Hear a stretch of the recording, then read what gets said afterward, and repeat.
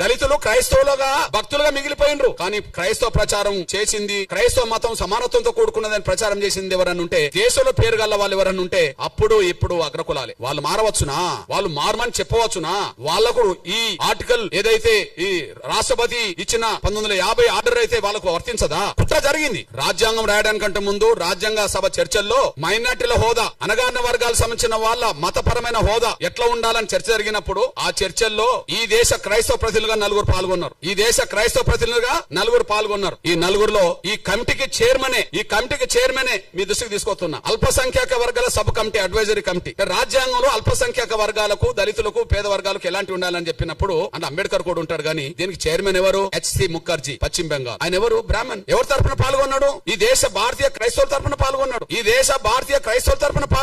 ఎవరు ఆయన? బ్రాహ్మణ్. ఓకే. ఇంకొక ఆయన ఫాదర్ జెరోమ్ డిసోజా, ఈయన పాల్గొన్నాడు. ఈయన అగ్రకుల వ్యక్తి. ఇంకొక ఆయన రాజకుమారి అమృత్ కౌర్, ఈమె రాజకుటుంబంలో పుట్టింది. అట్లనే పీకే సాల్వే, ఈయన కూడా అగ్రకులస్తుడే. వీళ్ళు నలుగురు ఈ దేశ క్రైస్తవులకు ఏం రావాలి అనే కాడ మాట్లాడిండ్రు. మాకు రిజర్వేషన్లు వద్దన్నారు. అంటే ఈ దేశ దళిత క్రైస్తవులకు అన్యాయం జరుగుతున్నది, వాళ్ళకు న్యాయం జరగాలని మాట్లాడుతున్నప్పుడు మాలో సమానత్వం ఉన్నది, మాకు ఎలాంటి విభేదాలు లేవు, మాకు రిజర్వేషన్లు వద్దు, మాకు ఎస్సీ హోదా వద్దని చెప్పి అగ్రకులస్తులు చెప్పారు కదా. అంటే మీరు ఇప్పుడు చెప్పండి, అంటే దళితులు, హిందూ దళితుల తరపున అంబేద్కర్ పాల్గొన్నాడు, ఎదుగుతూనే పాల్గొన్నాడుగా. హిందూ దళితుల తరపున ఇందులో ఇదే కమిటీలో జగ్జీవన్ రామ్ కూడా పాల్గొన్నాడు. హిందూ దళితుల తరపునే కదా ఈ కమిటీలో ఉంటాడు. అంబేద్కర్ ఉంటాడు, జగ్జీవన్ రామ్ ఉంటాడు. కానీ హిందూ దళితుల తరపున వాళ్ళు మాట్లాడతారు. క్రైస్తవ తరపున మాట్లాడలేదా అంబేద్కర్ అంటే? మాట్లాడిన చరిత్ర నేను చెప్తా. కానీ ప్రత్యేకంగా క్రైస్తవ తరపున మాట్లాడాల్సిన నిర్ణయం ఎవరు తీసుకోవాల్సి వచ్చింది? ఈ దేశంలో క్రైస్తవ తరపున ఎదిగినోళ్లే. మరి అప్పుడు దళితుల నుంచి క్రైస్తవులు ఎదిగినోళ్ళు ఎవరు లేరు కదా, ఆస్థాకి ఎదిగినోళ్ళు లేరు కదా, భక్తులుగా మిగిలిపోయింది కానీ ఒక శక్తులుగా ఎదగలేదు కదా.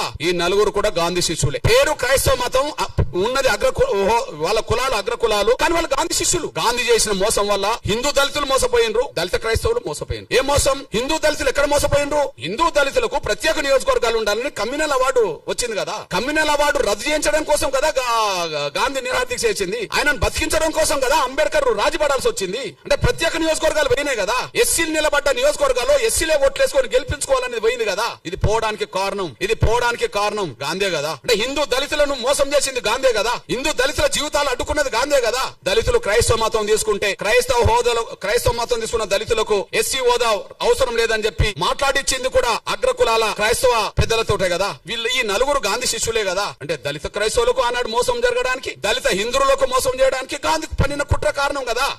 ఇది వాస్తవం కదా. ఇది వాస్తవమే కదా. అదే సమయంలో అంబేద్కర్ అభిప్రాయం మొదటి నుంచి నిర్దిష్టంగా ఉన్నది.